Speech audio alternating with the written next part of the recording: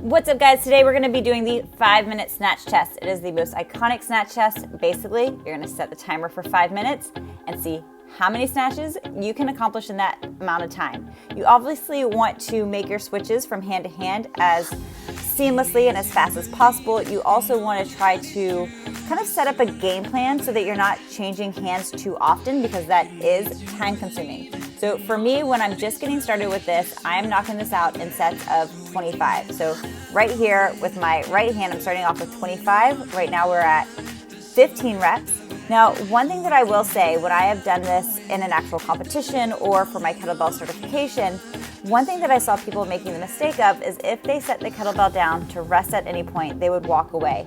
And when you're doing something that is timed and you're trying to get X amount of reps, generally with the snatch test, you're trying to get at least 100 reps within 5 minutes. If you're taking the time to walk away from your kettlebell, that is precious time. So if you do have to put your kettlebell down on the ground, put it on the ground and stay put. All right, so now we are at 30 reps. We got this, looking good. We're only about a minute and 10 seconds in. Don't worry, I am gonna speed this up. You guys get the idea.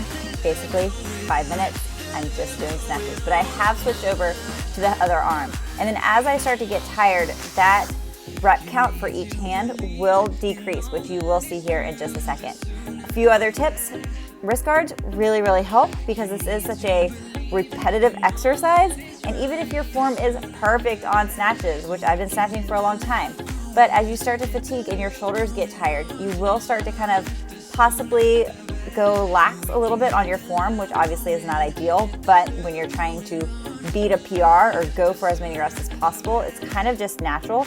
But at the same time, even without thinking about that, from doing so many snatches over and over again, it can have some wear and tear and some bruising on your wrist. So I really enjoy, these are just sweat bands, like tennis bands, and they really do help a lot. So now, obviously we've sped up a little bit, you guys get the idea. I am now switching, I believe I am now doing 10 reps on each arm and going back and forth, but I have not set the kettlebell down yet, which I'm very, very proud of. There's 80 reps. I have not done this test in years, so it was really fun to see, probably in about 8 years. So it was fun to see where I am right now with my fitness, and the fact that I haven't put the kettlebell down yet, I was pretty proud of myself. So we are on the home stretch. We've got about a minute and 5 seconds left, and we are coming up to 100 reps right now. So there's 100. And you can see I smiled because I was like, dang, all right, we still have time left. I do have a timer on the ground to see where I am. So there's 103. 4, at this point, I was too close to the end to put the weight down, and it was really, really starting to hurt. Your heart rate is up, you're sweating, your hands hurt a little bit because you haven't stopped to re-chalk, and obviously your calluses can get really sensitive. You just have to push through. When I did a kettlebell competition, and this was part of the competition, I remember my dad yelling at me as motivation, saying, come on girl, if it doesn't hurt, you're not doing it right. And that is so true. This is supposed to be a challenge. This is an endurance workout for kettlebells. There's 116, 117, 118, 19, we're almost there, 20, 21, 2, and 23.